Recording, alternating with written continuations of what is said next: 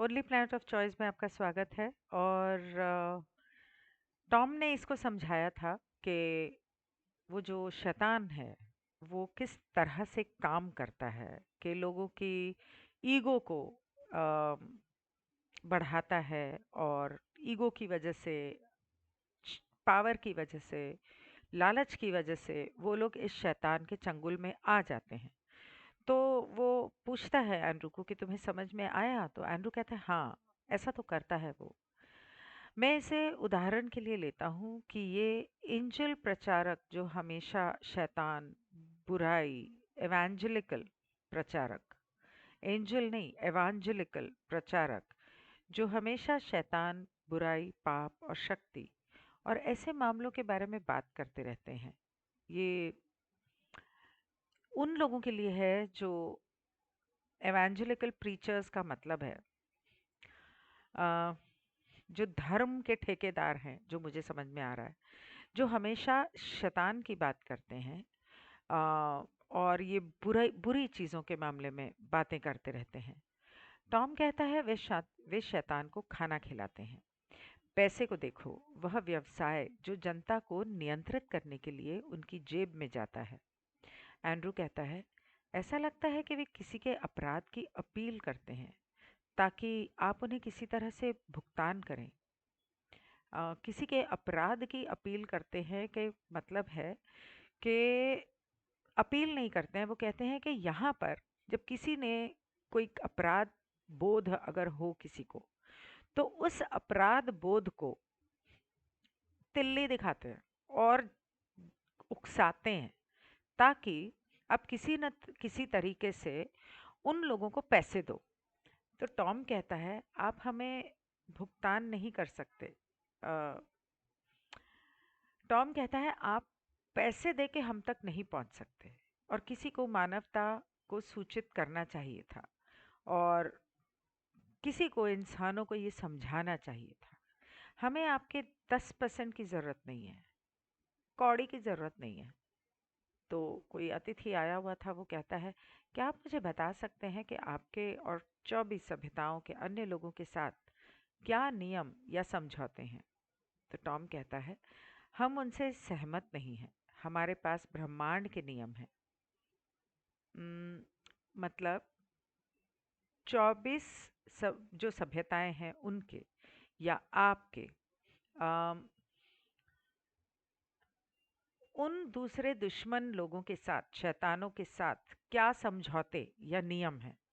तो टॉम कहता है हम उनसे सहमत नहीं हैं, हमारे पास ब्रह्मांड के नियम हैं, वे हमेशा उनका पालन नहीं करते। तो अतिथि कहता है हाँ, लेकिन उन्हें क्या होना चाहिए, क्या करना चाहिए उन्हें? अ, हाँ, क्या होना चाहिए? तो टॉम कहता है हम ये कैसे बता सकते हैं क्या होना चाहिए, मतलब किस तरह से उन्हें काम करना चाहिए, कौन सी भावनाओं के साथ या कौन से कानूनों के साथ? तो टॉम कहता है ये हम कैसे बता सकते हैं, हम एक सादृश्य खोजने का प्रयास करेंगे, जैसे कि आपकी दुनिया में युद्ध और शांति के नियम हैं, सभ्यताओं के साथ भी ऐसा ही है। जो यूनिवर्सल लॉज मैं पढ़ रही हूँ, यूनिवर्सल स्पिरिचुअल यूनिवर्सल लॉज, उनकी बात कर रहा है।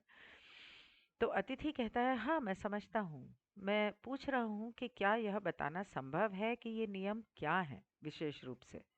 तो टॉम कहता है उन्हें शारीरिक हानि, विनाश, कपट नहीं लाना है। मतलब उन नियमों से किसी को शारीरिक हानि, विनाश, कपट अ,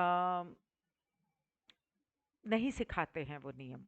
उनका उपयोग नहीं करना है एक इंसान को इस तरह के, किसी को मारना, अ, किसी को बर्बाद करना, किसी का घर तोड़ना, किसी के घर में फूट डालना, या किसी के साथ चालाकी करना, किसी को चीट करना, ये सब चीज़ें नहीं सिखाते।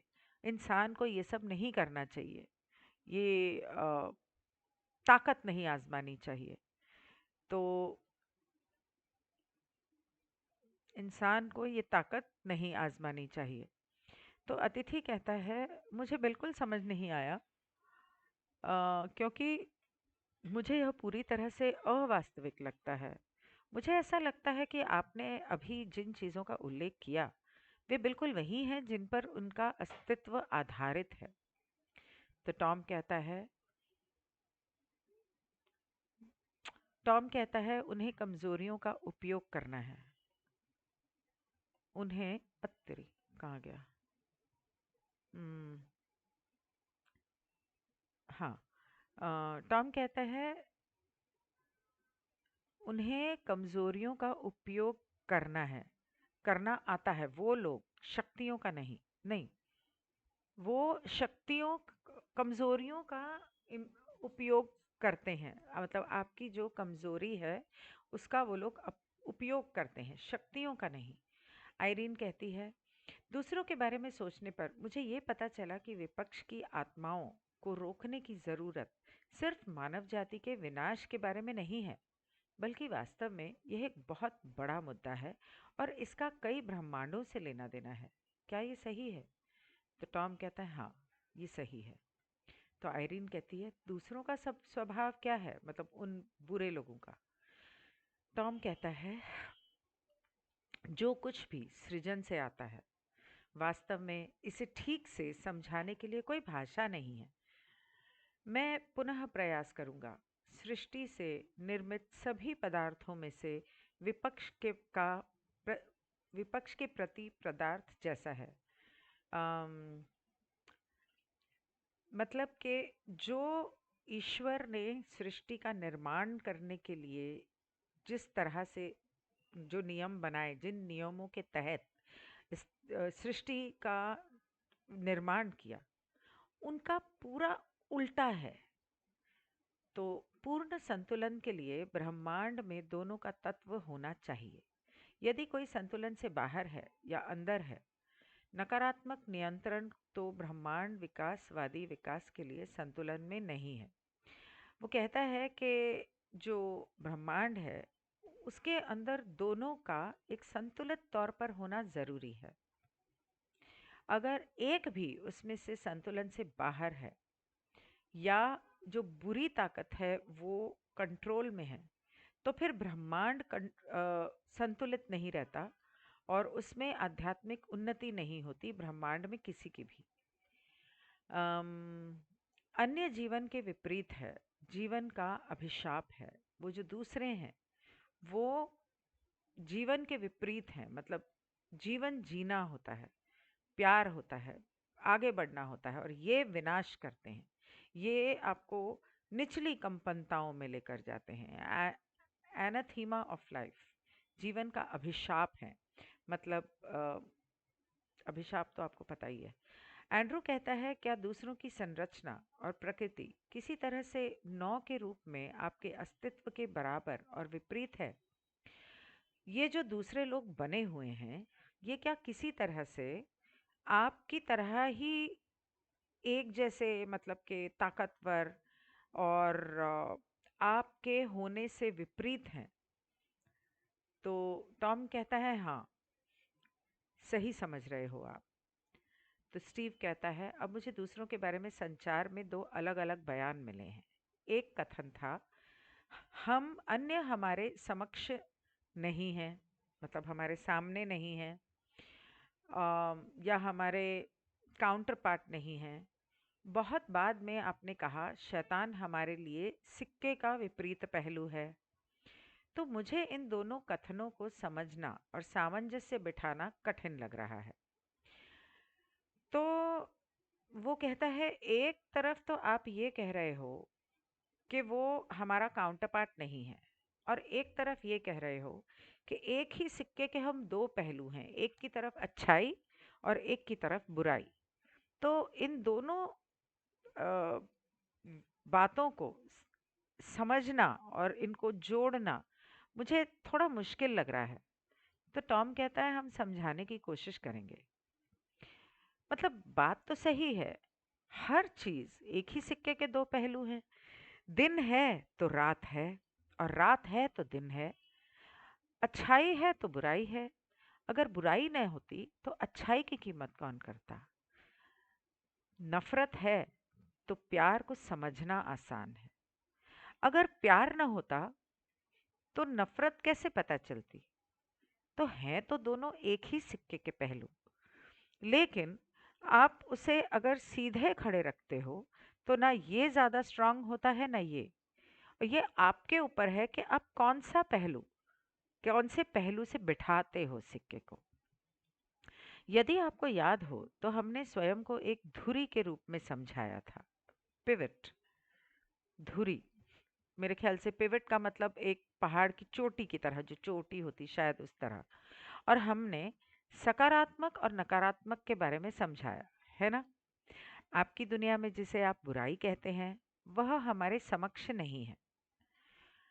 जब हम शैतान के सिक्के का दूसरा पहलू होने की बात करते हैं, तो क्या आप ये सुनने के लिए तैयार हैं कि हमें क्या कहना है? चूंकि हम बल में हैं, तो विरोधी ध्रुव पर शैतान है। अब हमारी अपनी ताकत है। तो दूसरी तरफ, दूसरे पोल पे, नेगेटिव पॉजिटिव, हम पॉजिटिव पोल पे हैं, वो नेगेटिव पोल पे हैं, वो शैतान है। हम अच्छाई की तरफ हैं, वो बुराई की तरफ है। हम जो नकारात्मक हैं और जो सकारात्मक हैं, उसे पूर्णता और संतुलन में लाने का प्रयास कर रहे हैं। मतलब वो कह रहे हैं कि जो काउंसिल ऑफ नाइन है, वो बीच में खड़ी है। वो बिल्कुल बीच की धारा है। नदी के दो किनारे, नदी तो बहती रहेगी, और नदी को बहने के लिए दोनों किनारों की जरूरत पड़ेगी, वरना वो समुंदर हो जाएगा। तो जब वो एक किनारे से थोड़ा सा भी एक किनारा अगर थोड़ा ऊपर नीचे होता है, तो नदी बट जाती है। तो नदी को बहने के लिए दोनों किनारे चाहिए। उसी तरह ये कह रहा है कि हम नदी हैं, सकारात्मक एक किनारा है, नकारात्मक एक किनारा है। I hope that you understand that. लेकिन विपरीत ध्रुव पर, जिसे आप शैतान कहते हैं, वह इसे संतुलन में नहीं लाना चाहता है। क्योंकि अगर इसे संतुलन में लाने से कोई आत्मा परिपूर्ण हो जाती है और स्वतंत्रता में रह सकती है, तो शैतान जीवित नहीं रह सकता। वो कहते हैं कि वो संतुलन नहीं चाहता। वो अपने तरीके से अपने तरफ संतुलन नहीं लाना चाहता। अब अगर नदी के एक किनारे पे खूब सारे जंगल हैं, पेड़ पौधे हैं, छोटे छोटे दूर दूर जंगलों में छोटे मोटे घर या कबीले बसते हैं, वो हरियाली है, वहाँ जानवर हैं, पंछी हैं। और दूसरी तरफ बंजर धरती है, मतलब कि इतने सारे पत्थर हैं कि नदी की एक बूंद वहां तक पहुंच नहीं पाई। वहां पर रेती है, वहां पथरीली जमीन है, बहुत पत्थर हैं बड़े बड़े। तो आप वहां पर खेती नहीं कर पाओगे, राइट? यहाँ पर जंगल के किसी कोने में छोटी मोटी खेती भी कर सकते हैं, पेड़ों से फल फूल भी मिल सकते हैं। यहाँ पर पथरीली जमीन है, चाहे कितना भी कुछ हो, आप वहां पर आ, अगर आप जबलपुर के मार्बल के पहाड़ देखे हों आपने, वो मार्बल की चट्टाने हैं, बड़ी बड़ी चट्टाने। कुछ नहीं कर सकते आप वहां पर।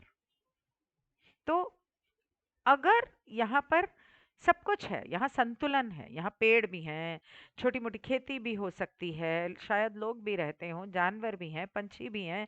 यहाँ पर छोटी सी एक धारा पानी के कहीं अंदर शायद बहती हो, कहीं कोई झरना हो, और यहाँ पर निरा पत्थर और रेत है और कुछ भी नहीं है। तो ऐसे में वहां पर कुछ अच्छा पनप नहीं सकता। तो वहां पर संतुलन नहीं है, यहाँ पर संतुलन है। हो सकता है यहाँ पर भी छोटे मोटे पत्थर हों, थोड़े बड़े होंगे, लेकिन बाकी मिट्टी भी है, सब कुछ है। तो ये संतुलित है, लेकिन ये जो है वो संतुलन नहीं लाने देता। क्योंकि अगर इंसान के अंदर इंसान की आत्मा संतुलित हो गई, ठीक है, तो वो मर जाएगा। अगर ये पानी इन पत्थरों को बहा ले गया और वहां पर पानी मिट्टी के अंदर फैल गया और वहां पे पेड़ पौधे आ गए जो पानी चला आ रहा है, उसके अंदर जो लोग कचरा डालते हैं, वो कचरा कहीं ना कहीं पत्थरों में फंस जाता होगा, बदबू आती होगी। लेकिन अगर वो पानी साफ हो गया और तेजी से, बड़े प्यार से बहता गया और कहीं ना कहीं अपने छोटे मोटे एक तालाब बन गया, कहीं पर कोई झरना हो गया, कहीं पर वो जमीन के नीचे से होता हुआ वहां पर उस तरफ पहुंच गया, जमीन के नीचे से, और वहां से कोई पेड़ की, किसी बीज की वजह से या किसी वजह से कोई पेड़ आ गया और धीरे धीरे वहां हरियाली हो गई, तो वो तो असंतुलित हो, मतलब वो तो संतुलित हो जाएगा। वहां पर हरियाली भी आ जाएगी, हो सकता है हरियाली की वजह से कल को पत्थर, मिट्टी वहां पर नीचे की ऊपर आ जाए। आई मीन मैं एक रैंडम एग्जांपल दे रही हूँ, बिकॉज नदी से बेहतर कोई एग्जांपल नहीं है। एक नदी बहती जा रही है, उसके अंदर उसने कचरा डाला। कचरा डाला किसका? लोभ, मोह, माया, ईर्ष्या, जलन, ईगो, अहंकार, गुस्सा, लालच, नफरत। तो वो वहां पर ब्लॉक हो जाएगा उस किनारे पे, और उस किनारे पे गंदगी होगी और बदबू आएगी। इस किनारे पे तो संतुलित है सब। उस किनारे को, अगर आप उस किनारे को साफ कर दोगे, कचरा साफ कर दोगे, तो जो नदी का पानी वहां पर गंदा हो गया है और कहीं कहीं रुक गया है, वो बड़े प्यार से आगे बहता जाएगा। आध्यात्मिक उन्नति वो आत्मा कर पाएगी। जब वो होगा, बेसिकली आपकी चक्रा सिस्टम जो है, आपकी जो रीढ़ की हड्डी पे पीछे या आपके आगे जो चक्र सिस्टम है, उसके अंदर जब ब्लॉकेजेस आ जाएंगे, तभी आप उस नेगेटिव, ये उसी के एक तरह से सिमिलैरिटी बता रही हूँ मैं आपको। तो वहां पे जब उसको साफ कर दिया जाएगा, तो वहां पे संतुलन आ जाएगा, और संतुलन आ जाएगा तो वो मर जाएगा। वो जो कीड़े मकोड़े बदबू, वो उसमें पनपता है, बुराई उसमें पनपती है। जो अंधकार, जो क्राइम, जो बुराइयां होती हैं, वो रात के अंधेरे में, नालों में और ये गंदे इलाकों में ज्यादा होती हैं। इसी तरह वो कहता है कि वो मर जाएगा, वो वहां जी नहीं सकेगा। अगर लोगों को समझ में आ गया कि उनकी फ्री विल कुछ है, प्रेम कुछ है, और उन्हें प्रेम से और एकता से जीना है, तो उसकी तो जिंदगी ही नहीं बचेगी। क्योंकि सभी अगर ऐसा करने लगेंगे, उसको तो खाना नहीं मिलेगा नकारात्मक भावनाओं का। ये केवल उन आत्माओं से अस्तित्व में है और जीवित है जिनमें शक्ति, नियंत्रण, हेर फेर, लालच, ईर्ष्या, ये सब चीजें हैं। उसकी इच्छा है, अभिमान की इच्छा है। आयरीन कहती है, अन्य कब बनाए गए और क्यों बनाए गए, मतलब ये दूसरे लोग।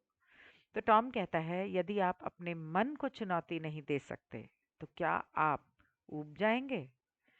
अम तो आयरीन कहती है, हाँ। तो टॉम कहता है, इसीलिए सबसे पहले ये विचार आया, फिर विचार को चुनौती देने की आवश्यकता। क्या आप समझते हैं? आयरीन कहती है, हाँ। तो टॉम कहता है, यही आपका उत्तर है।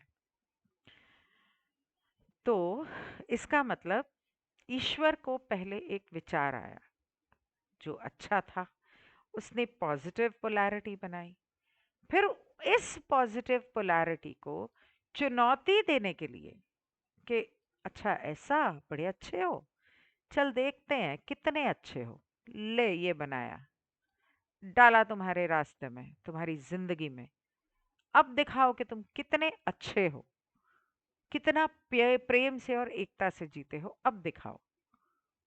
तो एक एग्जाम्पल दिया मैंने, मेरे ख्याल से यहाँ पर वो यही बोल रहा है। तो कहता है, यही आपका उत्तर है। तो आयरीन कहती, ओ, इसमें इसके अलावा भी बहुत कुछ है ना? लेकिन आप चाहते हैं कि मैं सबसे पहले ये पता लगाऊं कि मेरे अंदर क्या है ना? तो टॉम कहता है, धीरे धीरे हम एक साथ पता लगाते हैं। मिलजुल के हम एक साथ धीरे धीरे समझ जाएंगे, आपको समझा देंगे। तो आयरीन कहती है, मैं स्वर्ग दूतों के बारे में पूछना चाहती हूँ, एंजल्स के बारे में। एंजल्स को हिंदू हिंदू सनातन धर्म में किन्नर और किन्नरी कहा जाता है, जो आमतौर पर पेड़ों पर रहते हैं। ऐसा हिंदू शास्त्रों में लिखा है। जब आपने एक बार स्वर्गदूतों के पास विकल्प नहीं होने की बात की थी, तो क्या स्वर्गदूत 24 में से किसी एक के दूत हैं? अम, तो टॉम कहता है, प्रत्येक पक्ष में देवदूत हैं। देवदूत, ये तो हमारे सनातन धर्म में भी हैं, मतलब दोनों पक्ष में हैं। उनके भी हैं, शायद मेरे ख्याल से उनके देवदूत को या असुर दूत को LUCIFER कहते हैं। अम, और आयरीन कहती है, आपका मतलब उनसे भी है? तो टॉम कहता है, हाँ। अ, देवदूतों के अलग अलग रूप होते हैं। तो आयरीन कहती है, हम कैसे पहचान सकते हैं कि वे कौन से पक्ष में से हैं? तो टॉम कहता है, हमेशा सुनहरी रोशनी की तलाश करो, गोल्डन लाइट। विकास के लिए काम करने वाले देवदूत हमेशा एक सुनहरी रोशनी बिखेरते हैं। वे सृष्टिकर्ता के दूत हैं, वे सभ्यताओं के दूत हैं, और उनके पास स्वतंत्र विकल्प नहीं है। आयरीन कहती है, क्यों? तो टॉम कहता है, क्योंकि उन्होंने अपनी स्वतंत्र इच्छा सृष्टिकर्ता को दे दी है। वाओ! तो आयरीन कहती है, तो ये सेवा का दूसरा रूप है क्या? तो टॉम कहता है, हाँ। जनता को नियंत्रण में रखने के लिए बहुत सी सच्चाई नष्ट कर दी गई है। लोग सरकार और धर्म के संगठन किसी भी चीज को तब तक नहीं दबाते जब तक लोग सरकार और धर्म के संगठन किसी भी किसी किसी को भी या किसी भी चीज को तब तक नहीं दबाते जब तक कि उनके लिए खतरा ना पैदा हो जाए, या उन्हें खतरा ना महसूस हो, और जब तक कि वह सच्चाई ना हो। क्या ऐसा नहीं है? ये काम पर अन्य लोग हैं। ये ये जो काम है, ये अन्य लोगों का है, उन दूसरों का है, क्योंकि वे सारी सृष्टि की ऊर्जा को समझते हैं और मानव जाति के संबंध में रखने के लिए, खुद को भगवान की तरह दिखने के लिए इसका उपयोग कैसे करना है। कि वो ये वो सृष्टि को और सृष्टि की ऊर्जा को समझते हैं, और वो जानते हैं कि इसको कैसे इस्तेमाल करके दिखना ऐसे है जैसे हम भगवान हैं, ताकि हम इंसानों को अ, बंधन में रख सकें और बंदिश में रख सकें, उन पर नियंत्रण रख सकें।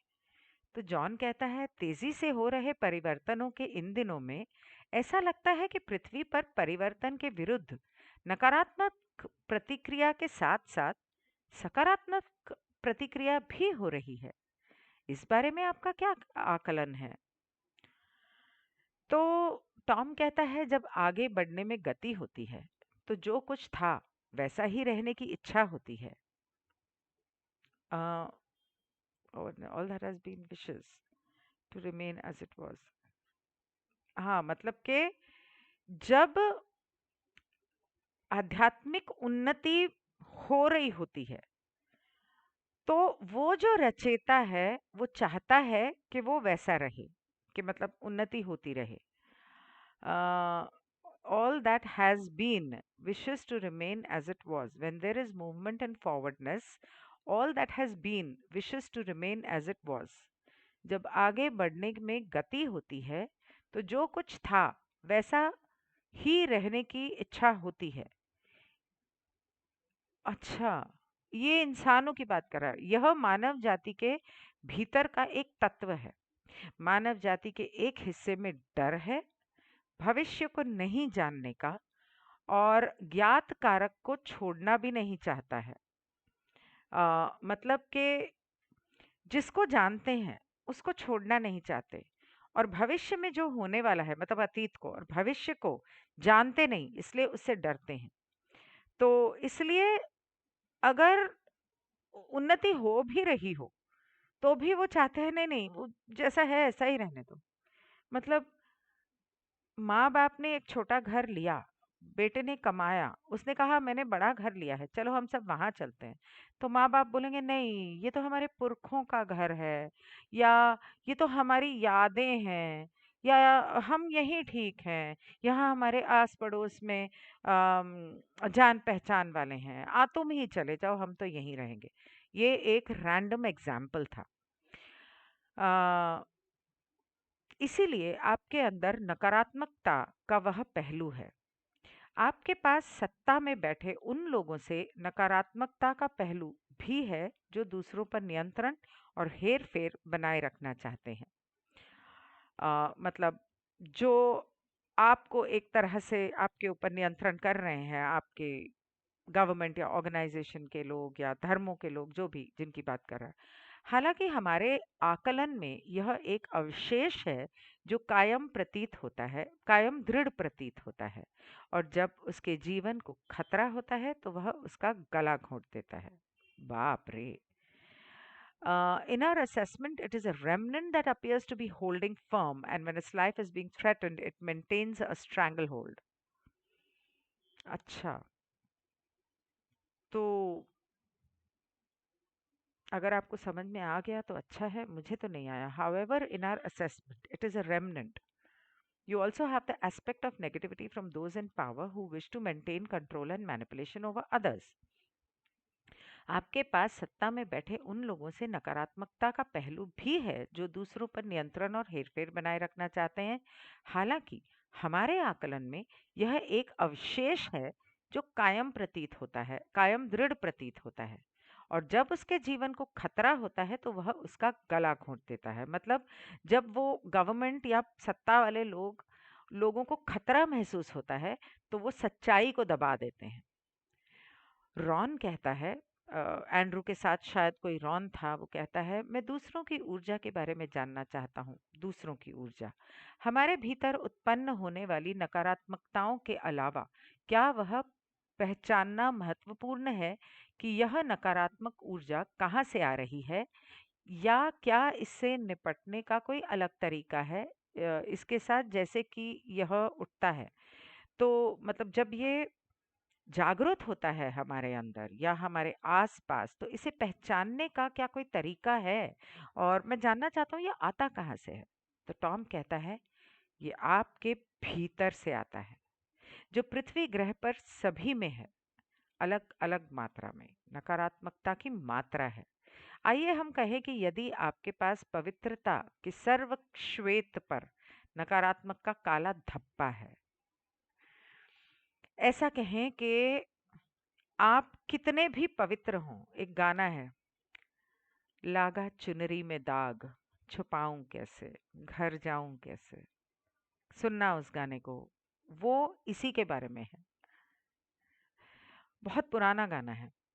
और फिर आपने इसे इस तरह बढ़ने दिया कि सफेद रंग खराब हो गया, कालक फैल गई। यदि आपने उस स्थान को अपने भीतर नकारात्मक के रूप में देखा और इसे स्वीकार कर लिया और इसे मान्यता के साथ बिखरने दिया, और यदि आपको इस प्रकार अपने डर का पता चल गया, तो यह होगा, ये नकारात्मक तो ये नकारात्मकता के लिए उपयोगी होगा।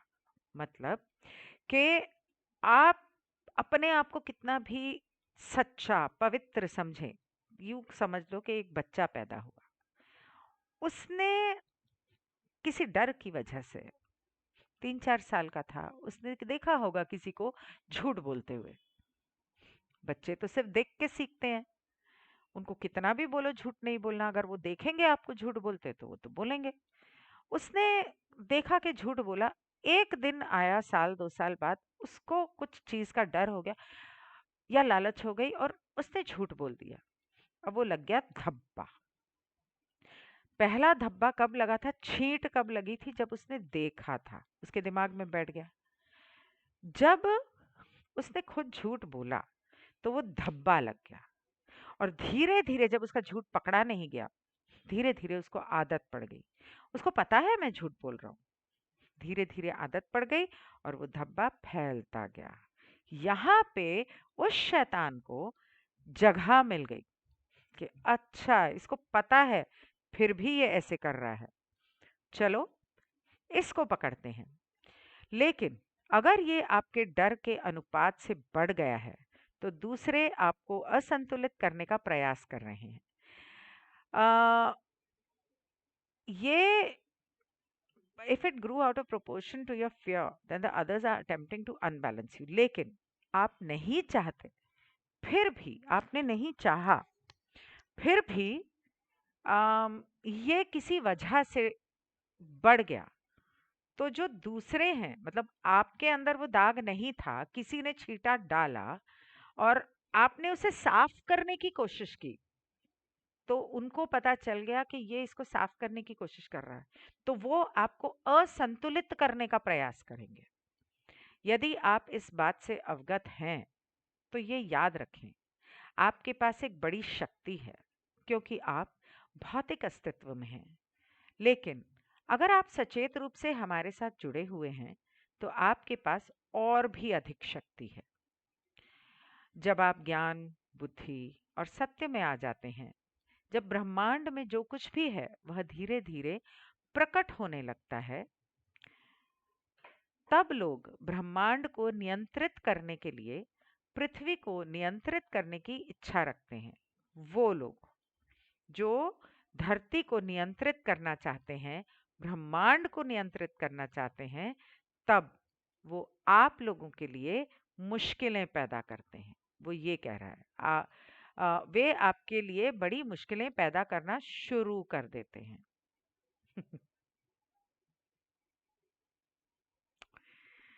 ज्ञान तभी लॉ ऑफ वन जब हम लोगों ने पढ़नी शुरू की, जितने लोग लॉ ऑफ वन पढ़ रहे थे, बहुत लोग 5-10 सेशन के बाद छोड़कर चले गए क्योंकि उनकी जिंदगी में परेशानियां बढ़ने लग गईं।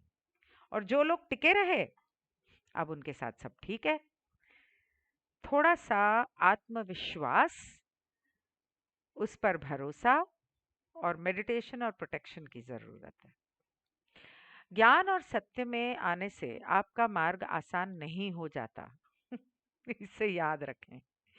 सेवा में रहना, उस सेवा के लिए भुगतान करना है। जब मेरी शादी हुई, तो हम शादी से पहले तो पूजा पाठ करते नहीं थे, लेकिन जब भी करते थे, मुझे बचपन से, बहुत बहुत छोटी थी तब से मुझे कृष्ण और शिव से बेहद प्यार था। ये तो मैं कई बार बता चुकी हूँ। तो मैं उनके बारे में पढ़ती थी, उनके भजन सुनती थी, वगैरह वगैरह। अड़ोसी पड़ोसी तो सारे हिंदू थे। शादी के बाद जब मैंने अपने घर में मंदिर बनाया और मंदिर का ध्यान रखती थी, साफ करना, पूजा करना, सुबह शाम, वगैरह वगैरह। उल्टा मैं अपने घर वालों से कहती थी, क्या कर रहे हो, ऐसे नहीं ऐसे करो। पता नहीं क्यों, पता नहीं वो कहाँ से मुझे आती थी समझ, जबकि मैंने पहले कभी किया नहीं था। जैसे जैसे मैं ये करने लगी, घर में कलेश बढ़ने लगा। ससुराल में जब सेपरेट हुई, तो वहां पर भी यही हुआ। जब भी मैंने पूजा करनी, लगातार दिन रात घर में कलेश पड़ जाता। और जब मैं छोड़ देती गुस्से में कि मैं भगवान को याद करती हूँ और मेरी जिंदगी में ऐसे करता है, तो सब ठीक हो जाता था। ये सच है और ये बहुत लोगों के साथ होता है। वास्तव में ऐसे लोग हैं जो आपकी जागरूकता और आपके ज्ञान को मिटा देना चाहेंगे। हालांकि जो मैं कर रही थी वो रिलीजियस था, लेकिन मैं मन से कर रही थी। और in law of one, law of free will, इनको तो मैं खैर शुरू से मानती थी। पता नहीं क्यों मानती थी, पर मानती थी और सिखाने की कोशिश करती थी। पर पता नहीं, रिलीजन, शायद मैं भगवान के रास्ते चलते चलते आगे निकल जाती, इसलिए मुझे रोकने की कोशिश कर रहा था।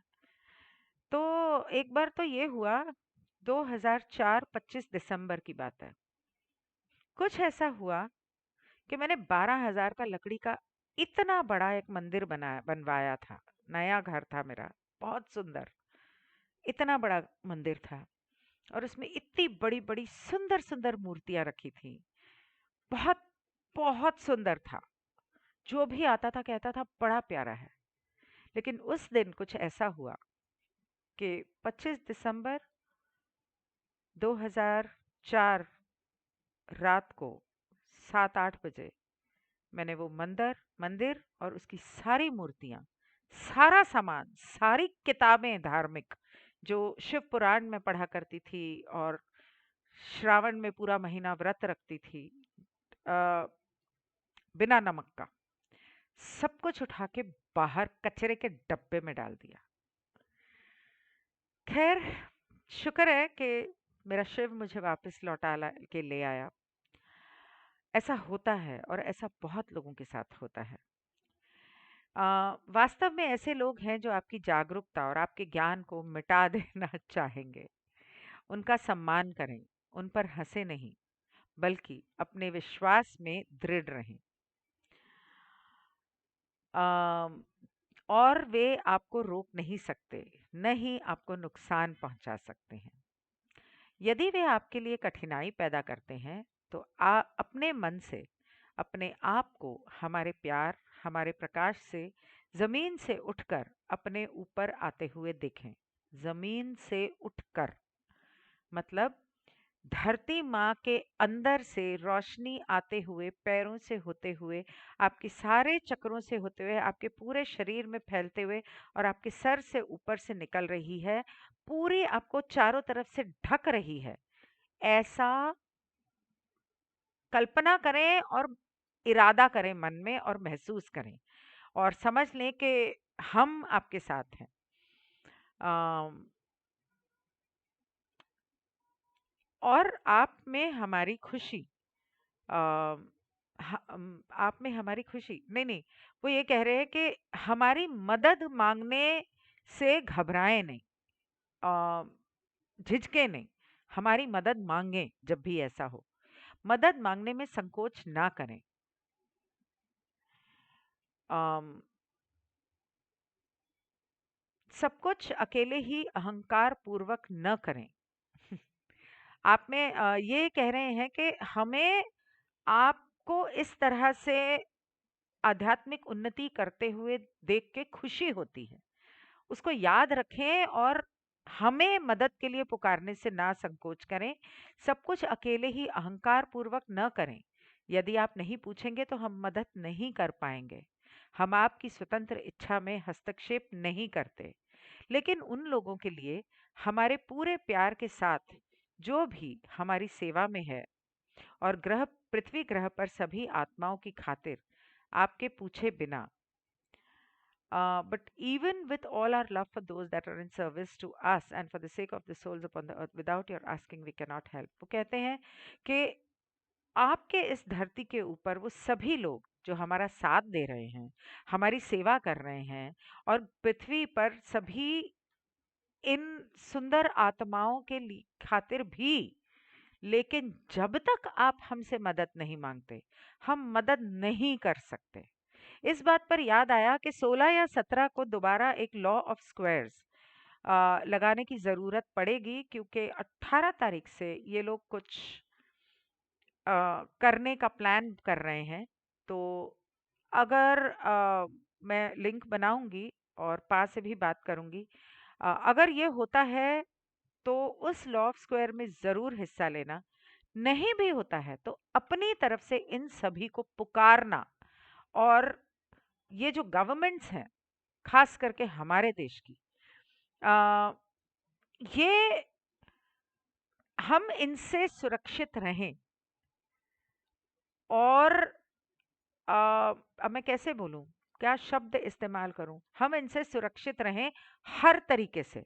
इस बात के लिए प्रार्थना जरूर करना कि ये लोग कुछ इस तरह के कानून वगैरह लेके आ सकते हैं जिससे हमारा नुकसान हो सकता है, तो हम इनसे हर तरीके से सुरक्षित रहे और इनकी वो कोशिश विफल हो जाए। इस तरह से प्रार्थना आप ज़रूर करना। अगर मैं वो नहीं कर पाई, कोशिश तो मेरी पूरी रहेगी। उम, उतना गौरववंती न हो, मतलब इतना अहंकार ना करें या गौरव गौरवान्वित न हो जितना कि पृथ्वी ग्रह पर अपने अस्तित्व के अधिकांश समय में स्वतंत्र रूप से कार्य करने और अपने दम पर ऐसा करने की इच्छा रखती रही है।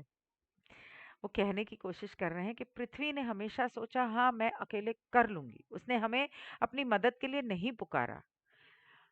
लाखों साल जब तक ये रही है तब तक वो खुद अकेले सारा भार उठाती रही है और चाहती भी यही थी। आज आइसिंग करना भूल गई। और चाहती भी यही थी कि मैं अकेले सब संभाल लूंगी।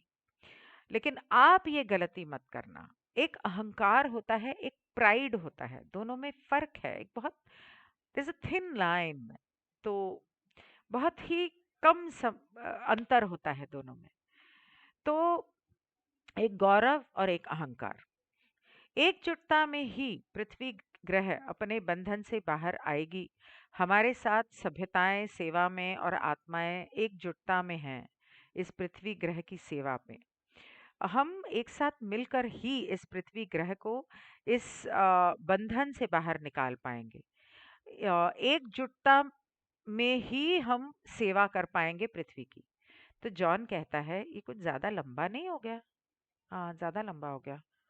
आ, पर ठीक है, थोड़ा सा ही रह गया। तो जॉन, हाँ थोड़ा सा ही है। जॉन कहता है यदि लोगों को अकेला छोड़ दिया जाए और कोई विरोधी ताकतें न हो तो क्या वे सही काम करेंगे? तो टॉम कहता है हाँ, मानवता अपनी कमजोरियों पर काबू पा सकती है, लेकिन विरोधी ताकतों द्वारा इनका शोषण किया जाता है और इन्हें बढ़ाया जाता है। प्रलोभन है, लोभ है, इच्छा है, ये सब चीजें हैं धरती के ऊपर और लोगों के अंदर भी। और वो शैतान इसका फायदा उठा के उसको क्या बोलते हैं, आग में घी डालता है। जॉन कहता है ये समस्या सबसे पहले कैसे शुरू हुई और इससे पहले कैसे नहीं रोका गया? ये सवाल मेरे भी मन में बहुत दिनों से आ रहा है। चलो फाइनली इसका आंसर मिलेगा। ऐसा इसलिए, अच्छा लास्ट पैराग्राफ, ऐसा इसलिए हुआ क्योंकि हमें उन समस्याओं के बारे में पता नहीं था जो शारीरिक रूप से उत्पन्न होंगी और हम भारीपन और खुशी की भावना से निहितार्थ से अनजान थे। अरे बाप रे, आज कुछ ज्यादा ही दर्द हो रहा है। हमें इन चीजों के बारे में पता नहीं था और हमें नहीं पता था कि इस घनत्वता और इस शारीरिक घनत्वता की वजह से ये जो शरीर और भारीपन इस घनत्वता का है उसकी वजह से क्या-क्या उत्पन्न हो सकता है और हम अनजान थे। हम कभी भी स्वतंत्र इच्छा में हस्तक्षेप नहीं करते हैं। इसलिए यदि संभव हो तो हम जो विकसित हुआ है उसमें हस्तक्षेप न करने का चयन करते हैं। अम, हम इसके बारे में पता हम कहा क्या हम किसी भी हमें इसकी जानकारी नहीं थी क्योंकि यह ब्रह्मांड का एकमात्र ग्रह है जिसमें ऐसे भौतिक गुण हैं जो इस समस्या को पैदा करता है। वाह! इसकी न तो कोई बहन ग्रह है और न ही कोई भाई ग्रह है। वाह! समस्या व्यक्ति की आत्मा के भीतर पैदा होती है। ग्रह एक सघन ग्रह है, मतलब बहुत घनत्वता इसकी बहुत वो डेंस है और बदले में यह शरीर को एक अलग एहसास देता है। लेकिन वास्तव में यह व्यक्ति की आत्मा के भीतर होता है। उसे दर्द महसूस होता है, उसे खुशी महसूस होती है। मेरा लेफ्ट नी छोड़ दे भाई, तुझे प्यार भेजा। I send you to love and light of the one infinite creator.